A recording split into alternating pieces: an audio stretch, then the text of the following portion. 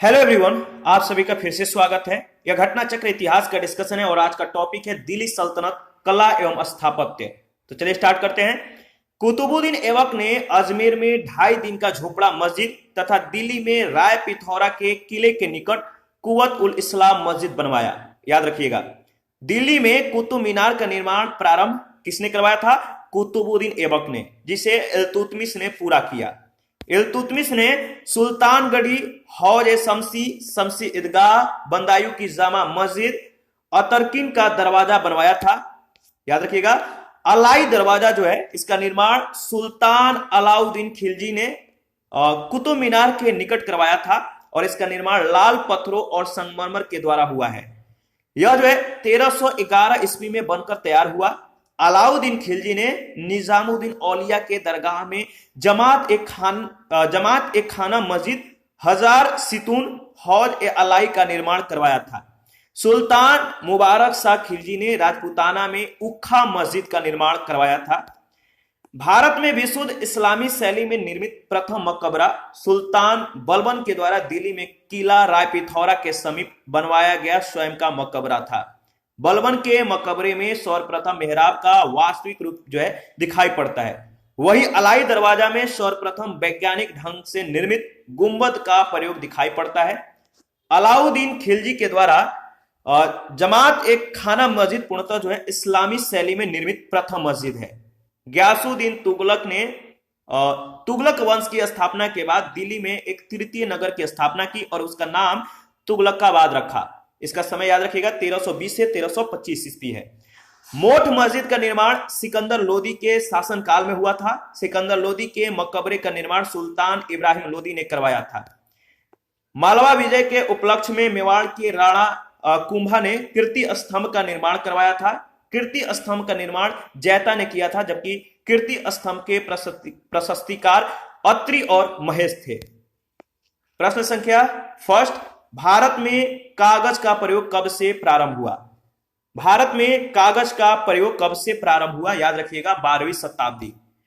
विश्व में सर्वप्रथम कागज का आविष्कार चीन में हुआ था। भारत में कागज का प्रयोग 12वीं शताब्दी में आरंभ हुआ। आशुतोष जो संग्रहालय कलकत्ता है, यहाँ पे 1105 ईस्वी का पेपर जो है संरक्षित किया गया है, जिसका शीर्षक है पंचरक्षा। यह भारत में कागज का सबसे प्राचीन प्रमाण है।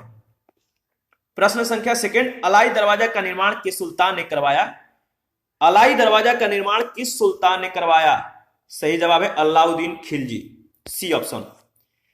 देखिए, अलाई दरवाजा का निर्माण जो है सुल्तान अलाउद्दीन खिलजी ने कुतुब मीनार के निकट करवाया था, जिसका निर्माण जो है लाल पत्थर और संगमरमर के द्वारा हुआ है।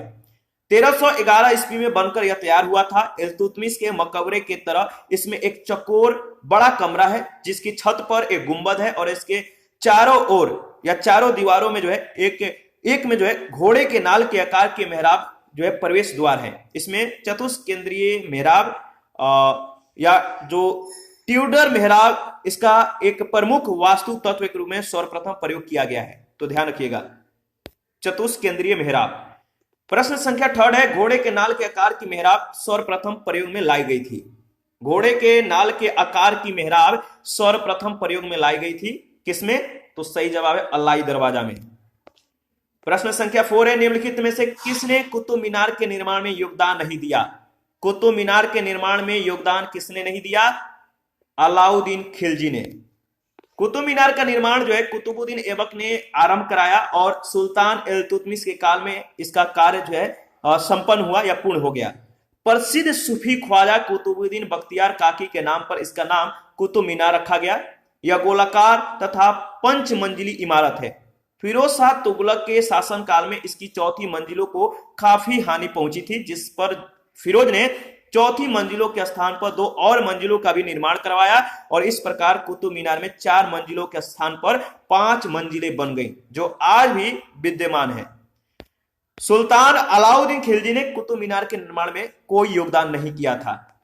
प्रश्न संख्या 5 है, निम्न में से किस सुल्तान ने कुतुब मीनार की 5वीं मंजिल का निर्माण कराया? किस सुल्तान ने कुतुब मीनार की 5वीं मंजिल का निर्माण कराया? सही जवाब है फिरोज शाह तुगलक, सी ऑप्शन। प्रश्न संख्या 6 है, भारत में प्रथम मकबरा जो शुद्ध इस्लामी शैली में निर्मित हुआ है वो किसका मकबरा है? तो आपको मालूम है भारत में प्रथम मकबरा जो शुद्ध इस्लामी शैली में निर्मित हुआ था? ऑप्शन ए है हुमायूं का मकबरा, ऑप्शन बी है बलबन का मकबरा, और ऑप्शन सी है ऐबक का मकबरा, ऑप्शन डी है अलाउद्दीन का मकबरा। तो आपको मालूम है बलबन का मकबरा। भारत में विशुद्ध इस्लामी शैली में निर्मित प्रथम मकबरा सुल्तान बलबन के द्वारा दिल्ली में किया गया, जो दिल्ली में किला राय पिथौरा के समीप बनवाया गया स्वयं का मकबरा था। बलबन के मकबरे में सर्वप्रथम मेहराब का जो है वास्तविक रूप दिखाई पड़ता है, वही अलाई दरवाजा में सर्वप्रथम वैज्ञानिक ढंग से निर्मित गुंबद का प्रयोग दिखाई पड़ता है। अलाउद्दीन खिलजी के द्वारा निर्मित जमात एक खाना मस्जिद पूर्णतः इस्लामी शैली में निर्मित प्रथम मस्जिद है। आगे बढ़ते हैं, प्रश्न संख्या 7, प्रथम वास्तविक मेहराब की सल्तनत कालीन स्मारक में दृश्यातीत है? प्रथम वास्तविक मेहराब की सल्तनत कालीन स्मारक में दृश्यातीत है? तो सही जवाब है बलबन का मकबरा, यानी बी ऑप्शन। देखिए बलबन का जो मकबरा है किला ए राय पिथौरा के दक्षिण पूर्व में स्थित है। मकबरे का जो कक्ष है वर्गाकार है। सर्वप्रथम इस मकबरे में मेहराब का वास्तविक रूप दिखाई पड़ता है। प्रश्न संख्या 8, निम्नलिखित कथनों पर मतलब कि आप विचार करिए। जो दिया गया है कि इनको कालानुक्रमिक रूप में मतलब कि जो इनके निर्माण हुआ है, कालानुक्रमिक रूप में इनको सजाना है, ठीक है। तो इसका सही जवाब क्या होगा? देखिए इनके निर्माण जो ये तुगलकाबाद किला है, जो लोधी गार्डन है, कुतुब मीनार है, फतेहपुर सीकरी है, इनको अगर कालानुक्रम में आप एडजस्ट करिएगा तो सही जवाब होगा बी ऑप्शन, ठीक है। सबसे पहले आएगा कुतुब मीनार, इसके बाद इसके निर्माण काल के संदर्भ में अगर देखा जाए तो इसके बाद आएगा तुगलकाबाद का किला, इसके बाद लोधी गार्डन, और चौथा यानी लास्ट में आएगा फतेहपुर सीकरी, ठीक है। आगे बढ़ते हैं, यहां पे आप देख सकते हैं गियासुद्दीन तुगलक, जिसका समय 1320 से 1325 ईस्वी है। तो गियासुद्दीन तुगलक ने तुगलक वंश की स्थापना के बाद दिल्ली में एक तृतीय नगर की स्थापना की और उसका नाम तुगलकाबाद रखा। इसे सुरक्षित रखने के लिए उसने एक किले का निर्माण कराया। लोधी गार्डन लोधी शासनकाल, यानी इसका जो समय है 1451 से 1526 है। तो लोधी गार्डन लोधी शासनकाल में निर्मित हुआ। कुतुब मीनार का जो निर्माण का प्रारंभ है कुतुबुद्दीन ऐबक के द्वारा किया गया था। 1206 से 1210 इनका समय है, और इल्तुतमिश के कार्यकाल में पूरा हुआ था, और इनका समय जो है 1210 से 1236।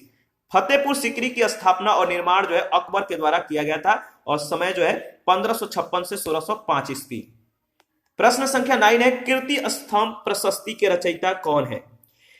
कीर्ति स्तंभ प्रशस्ति के रचयिता, इसका सही जवाब है अत्रि कवि, डी ऑप्शन।